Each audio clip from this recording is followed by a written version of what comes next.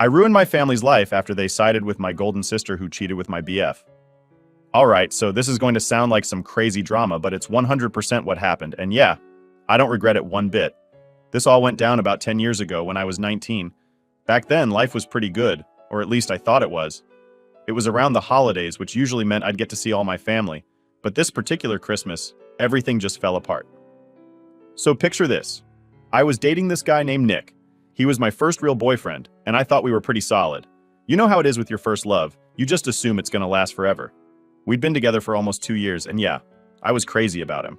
I was that girl who thought, oh, we're gonna get married, have kids, and live happily ever after. I had no reason to doubt him because he always seemed so committed to me. Then there's my older sister, Claire. She's 2 years older than me and was kind of like my role model growing up. I looked up to her for basically everything. She was smart, popular, and just had her life together, or so I thought.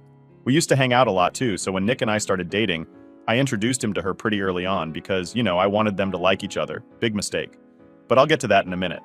So, fast forward to Christmas.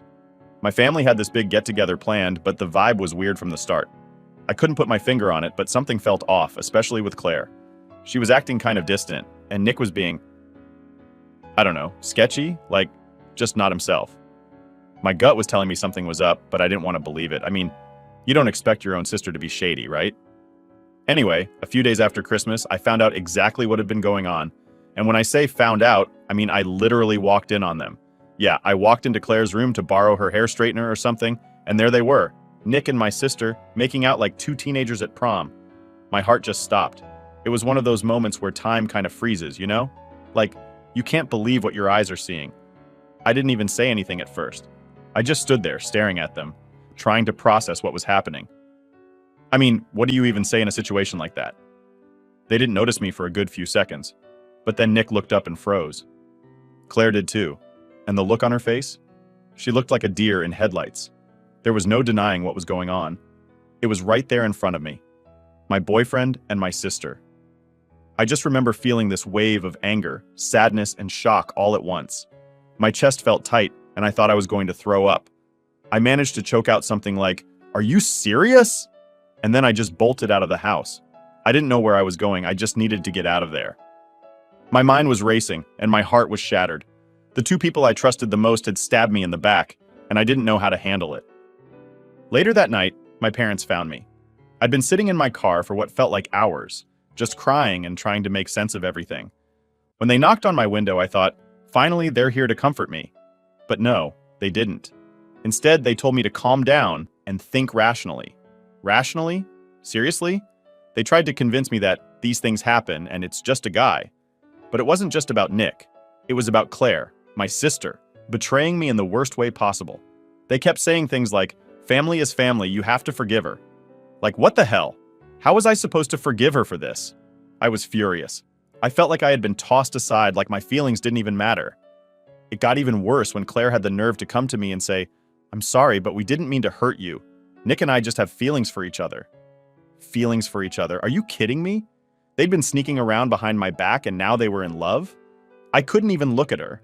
I told her she was dead to me and that I never wanted to see her again. And I meant it. But of course, my parents weren't having it. They kept pushing the whole family forgiveness thing, saying I was being dramatic.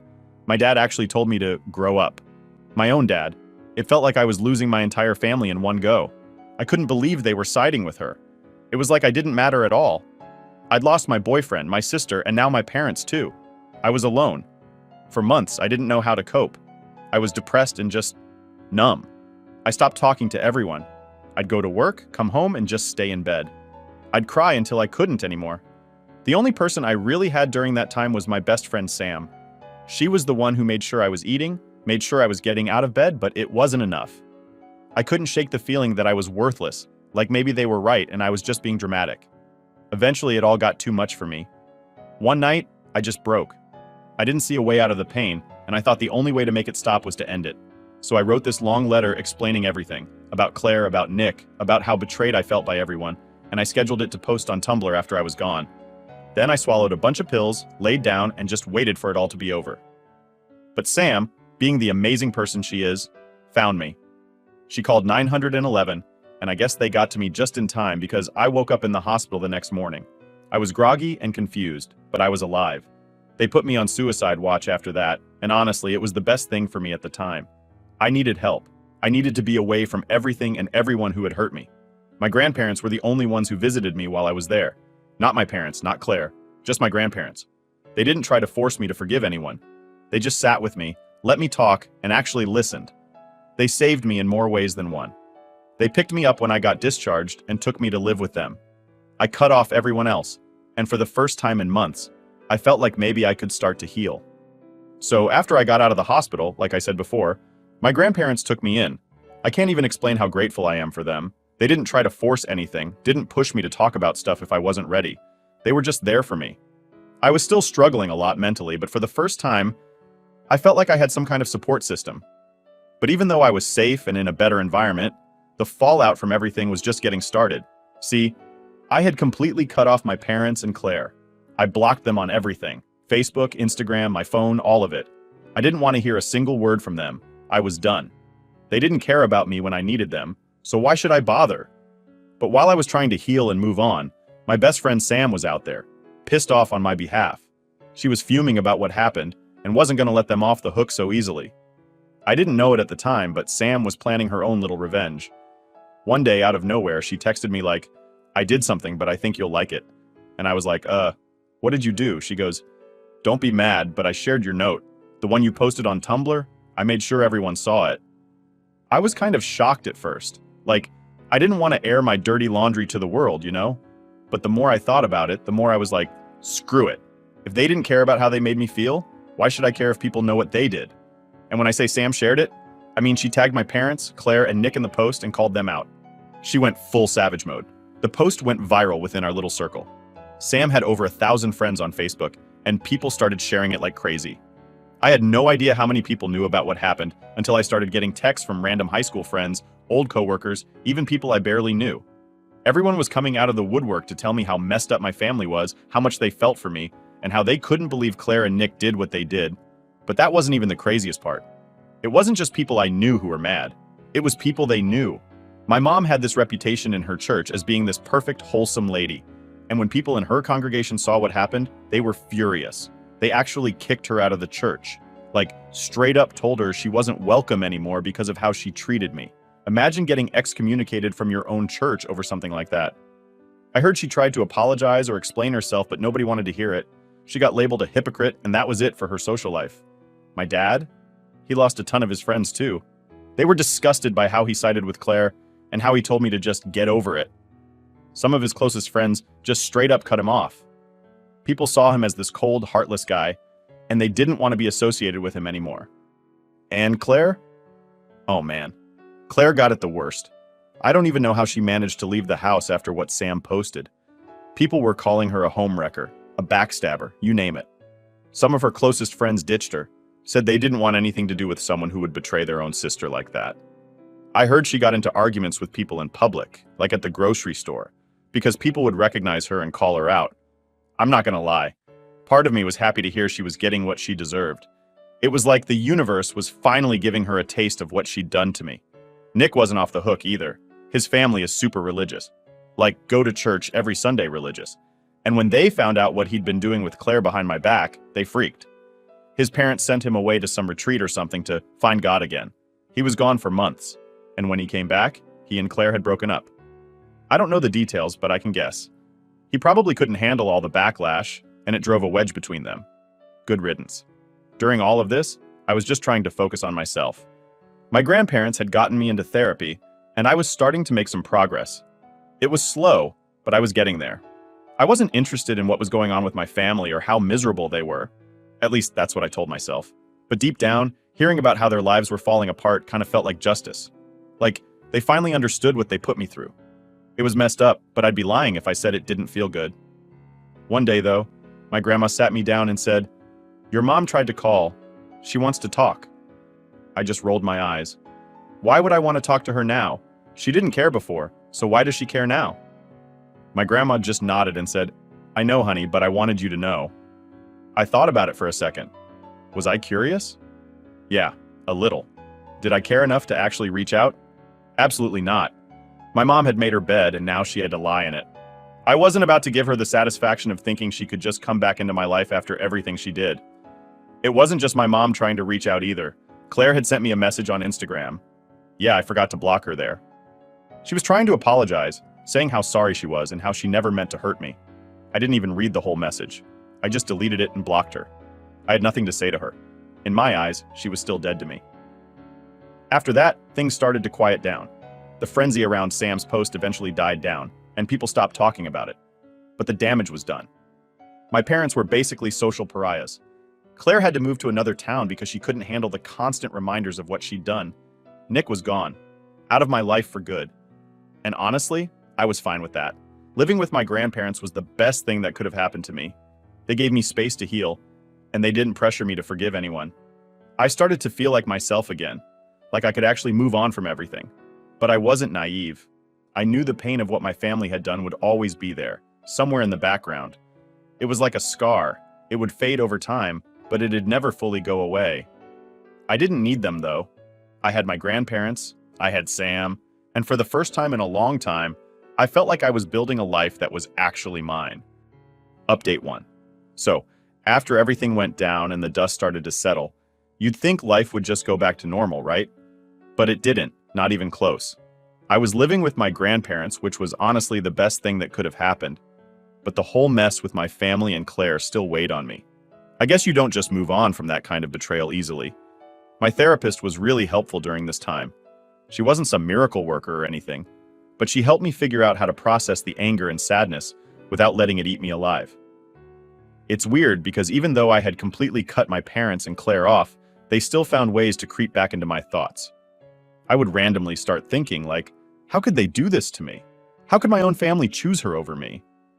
Even when I didn't want to care, it was always there, you know? It's hard to explain. I tried to focus on rebuilding my life. I got a new job, met some new friends, and even started going back to school part-time.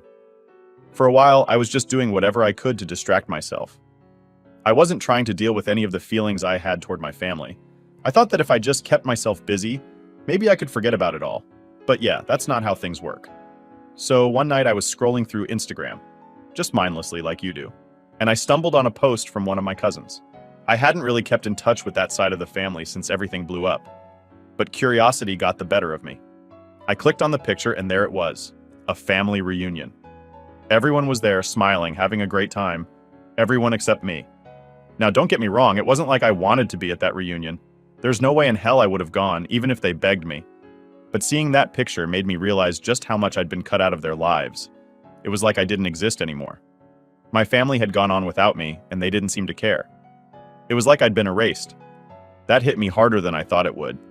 I ended up venting to Sam about it the next day, and she was like, "Screw them. You're better off without people like that. You've got your own life now." And she was right, I knew that. But still, it stung. I didn't even realize how much I still cared until I saw that stupid Instagram post. It wasn't that I wanted to be close to them again. It was more that I couldn't believe how easily they had moved on, like nothing ever happened. But things got weirder after that.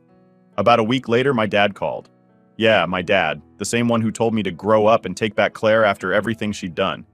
I didn't pick up, obviously. I let it go to voicemail, and when I listened to it later, he was basically begging me to talk. He said stuff like, "We've been thinking about you, and we miss you and want to make things right." For a second, I thought about calling him back, but then I remembered what happened the last time I tried to talk to them. The gaslighting, the guilt trips, the way they made me feel like I was the problem for not forgiving Claire. I couldn't go through that again, so I blocked his number. After that, my mom tried reaching out too. She sent this long email about how she was sorry for everything and wanted to rebuild our relationship. The funny thing is, she never actually apologized for anything specific. It was all vague stuff like, "I'm sorry you feel hurt," and "We're family, and we need to come together." It didn't feel real at all, like she just wanted to smooth things over without taking any responsibility. I didn't respond. I didn't even bother reading the whole thing, to be honest. I just forwarded it to my therapist and deleted it. I knew if I let myself engage with them again, I'd just fall back into the same toxic dynamic, and I was finally starting to get my life together. I wasn't about to let them pull me back down.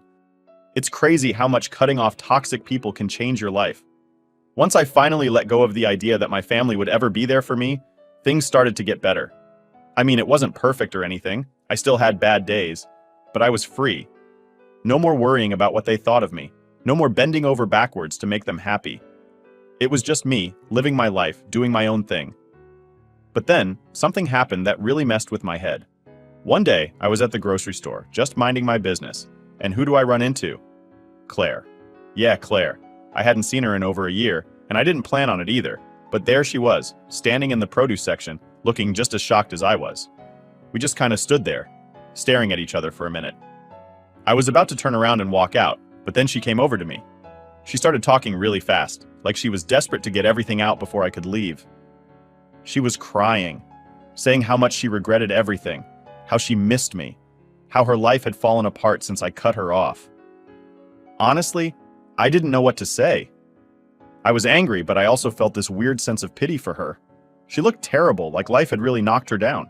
She kept saying, "I'm sorry, I'm sorry, I'm sorry," over and over, but it didn't really matter. It was too late. There was nothing she could say to make it right. I just stood there, letting her ramble until I finally said, "I don't hate you, but I don't want you in my life either." And then I walked away. She didn't try to stop me. She just stood there crying while I left. It was weird because I thought that seeing her would make me angrier, but it didn't. If anything, it made me realize how far I'd come. I wasn't that sad, broken person anymore. Claire and my parents didn't have any power over me now. I was done with them, for good this time. After that, I didn't think about Claire or my parents as much. It was like that last encounter gave me the closure I didn't even know I needed. I moved on with my life, and yeah, it's still not perfect, but it's mine now. I'm in control. I've got my grandparents, my friends, and that's all I need. If my family wants to fix things, that's on them. But as far as I'm concerned, they're not a part of my life anymore, and honestly, I'm okay with that. Update 2. So, after running into Claire at the grocery store and walking away from her, I thought I'd finally close the door on all that family drama. I was moving on, focusing on my own life, and just trying to live without all that mess hanging over me. I mean, I wasn't really thinking about them much anymore, which felt like a win in itself. But then, something happened that threw everything back into my face. It was a regular Friday night. I was just chilling at home with Sam, watching some random Netflix show and eating takeout, when I got this weird call from an unknown number.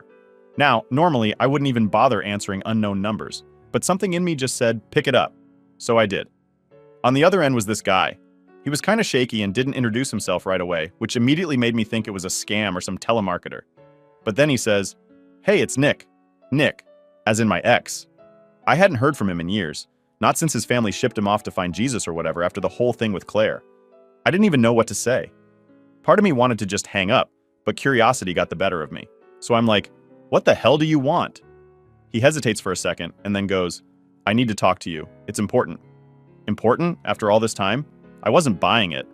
But before I could tell him to screw off, he starts going on about how his life has been a mess since everything happened, how he regrets what he did, and how he wants to apologize properly. I could hear the desperation in his voice, and for a split second I felt bad for him. But then I remembered how much he'd hurt me, how much they'd both hurt me, and I just wasn't in the mood to reopen that wound. I told him, "Look, Nick, I've moved on. I don't care about your apology.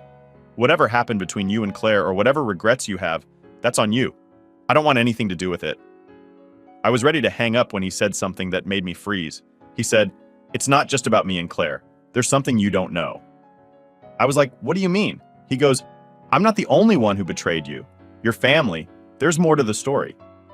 Now, at this point, I didn't even want to believe him. I thought he was just trying to drag me back into the drama. But something in his voice, the way he said it, it didn't feel like a lie. Against my better judgment, I agreed to meet up with him the next day. I don't know why. Maybe part of me needed to hear whatever it was he had to say, just to get full closure.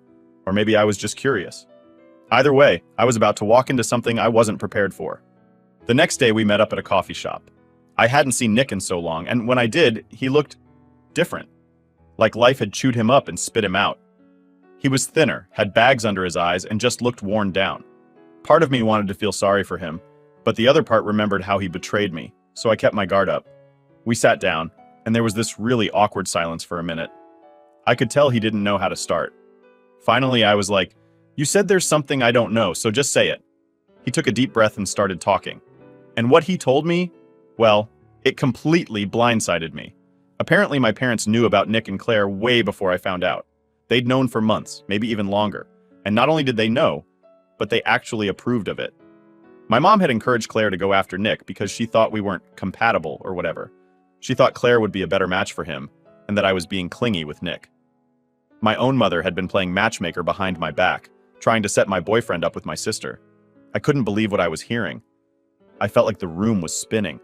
I interrupted him like, "Wait, are you saying my mom was okay with you cheating on me? With my sister?" He nodded, looking down at his hands, and said, "Yeah, I didn't want to go along with it at first, but Claire kept pushing and your mom kept saying it was for the best. I know that doesn't excuse anything, but I didn't think you knew." I just sat there staring at him, my mind racing. All this time, I thought the betrayal was just between Nick and Claire. I had no idea my mom had been orchestrating the whole thing behind the scenes. I felt like such an idiot. How could I have missed that? How could I have thought my parents were just passive in all of this? Nick kept talking, saying how he regretted it and how he wished he'd never gone along with it, but I wasn't listening anymore. I was too busy trying to process what he'd just told me. My own family, my own mom, had sabotaged my relationship because she thought Claire was better for Nick than I was. Eventually, I cut him off. I didn't need to hear anymore. I thanked him for telling me and walked out of the coffee shop. My mind was spinning, and I felt like I was going to explode. I couldn't believe how deep the betrayal went. It wasn't just about Nick and Claire anymore. It was about my whole family being in on it, watching me fall apart and doing nothing to stop it, actually encouraging it. When I got home, I sat in my car for a long time, just thinking. I wanted to scream, to punch something, to do anything to let out the anger I was feeling. But instead, I just sat there numb. I didn't know what to do. Part of me wanted to confront my parents, to blow up at them and demand answers. But the other part of me knew it wouldn't make a difference. They'd just gaslight me again, tell me I was overreacting, like they always did. I didn't know what my next move would be. All I knew was that this betrayal went way deeper than I ever imagined, and the people I thought I could never trust again had somehow managed to hurt me even more. Update 3. So after I found out my own mother had been behind the whole thing with Claire and Nick, I felt like I was living in a bad movie. I couldn't sleep that night. I kept replaying everything in my head. The betrayal, the lies, the manipulation. I mean, who does that to their own kid? It wasn't just about a guy anymore. This was about my entire family, my own mother, actively trying to screw me over and thinking it was okay. I woke up the next morning feeling like I was going to explode. I didn't care about moving on or staying calm anymore. I was pissed, and I needed answers. So I did what I knew I probably shouldn't. I drove over to my parents' house. I hadn't been there since I'd cut them off, but I couldn't just sit around anymore. I needed to know why. When I got there, I didn't even bother knocking. I had a key, so I just let myself in. My parents were in the kitchen, making breakfast like it was any other day, completely unaware of the bomb that was about to drop. They looked shocked to see me, especially my mom. My dad kind of gave me this awkward smile like he wasn't sure if he should be happy I was there or scared. I didn't waste time on small talk. I just blurted it out. "Did you know about Claire and Nick? Did you set them up?" My mom's face went pale. She didn't answer right away, and I could see the gears turning in her head, trying to figure out how to spin this. My dad looked confused, like he didn't even know what I was talking about. But my mom? She knew. "Why does that matter now?" she finally said, trying to brush it off like it was no big deal. I lost it. I slammed my hand down on the table and shouted, "Why does it matter? Are you serious? You ruined my life. You stood by and watched while I was falling apart, and you did nothing. You let Claire and Nick hurt me because you thought it was for the best?" My dad's face changed when I said that. He looked at my mom like he was piecing it together, like he hadn't known the full story either. "What is she talking about?" he asked her. My mom tried to calm me down. She started talking in that condescending voice she always used when she thought I was being dramatic. She said, "You were too attached to Nick. It wasn't healthy. I thought if Claire was with him, you'd finally see that he wasn't right for you. I didn't mean to hurt you. I was doing what was best for you." That's when it clicked for me. She didn't even think she'd done anything wrong. In her mind, she was helping me by destroying my relationship and pushing Nick toward Claire. She wasn't apologetic, she wasn't sorry. She was justifying it, like she was some kind of hero in this twisted story she'd written. I turned to my dad and asked, "Did you know?" He looked at me, then at her and said, "No, I didn't. I had no idea she was involved." He looked like he was about to be sick. It was like I'd punched him in the gut. At this point, I didn't even care anymore. There was no excuse that could make any of this okay. I was done trying to understand. My mom kept talking, trying to explain how she was just looking out for me and doing what she thought was best. But I wasn't listening. All I could think about was how I'd spent so many months hating Claire and Nick, when the real mastermind behind all of it was sitting right in front of me the whole time. "I can't believe you," I said, cutting her off mid-sentence. You didn't care about what was best for me. You just wanted control. You've always wanted control. And now, because of you, I lost everything." I could see that my dad was starting to get angry too. He stood up and said, "Why didn't you tell me any of this? Why would you go behind my back like that?" But my mom was still stuck in her own little world, defending herself. "I didn't think it mattered," she said. "Claire was better for Nick, and I was trying to protect our family. I couldn't take it anymore. I told her straight up, 'You didn't protect anything. You destroyed it. I will never forgive you for this. Ever.' And with that, I walked out of the house." I could hear my dad yelling at her as I left, but I didn't stick around to hear the rest. I was done. Done with all of it. On the drive back, I felt weirdly calm. I think I'd expected to feel more, I don't know, relieved? Like confronting her would give me some kind of closure. But it didn't. If anything, it just solidified what I'd already known. I couldn't trust my family. Not my mom. Not even my dad at this point. They weren't the people I thought they were, and they never would be. When I got back to my grandparents' place, I told them everything. They were shocked, but not surprised, if that makes sense. They'd always had their suspicions about my mom, but they hadn't wanted to interfere. They were supportive, though. My grandpa gave me a hug and said, "You did the right thing by confronting her, but you don't owe them anything. You've got your own life to live now." And he was right. I did have my own life to live. I'd spent so long being angry and hurt, but at the end of the day, the only thing I could do was move forward. I couldn't change what my family did, but I could change how much space I let them take up in my head. I haven't talked to my parents since that day. My dad sent me a couple of texts trying to apologize, but I never replied. As for Claire, I haven't seen or heard from her since that day in the grocery store. And Nick? He's just a ghost from my past now, someone I don't think about anymore. What I've realized through all of this is that sometimes the people who are supposed to love you the most can hurt you in ways you never expected, but that doesn't mean you have to let them keep hurting you. I've built my own life now, surrounded by people who actually care about me. My grandparents, my friends, Sam, they're my real family. They're the ones who stuck by me when everything fell apart. And now I'm finally at peace. It took a long time and it wasn't easy, but I'm okay with where I am. My family might still be out there living their lives, but I'm living mine too, and for the first time in years, it feels like mine.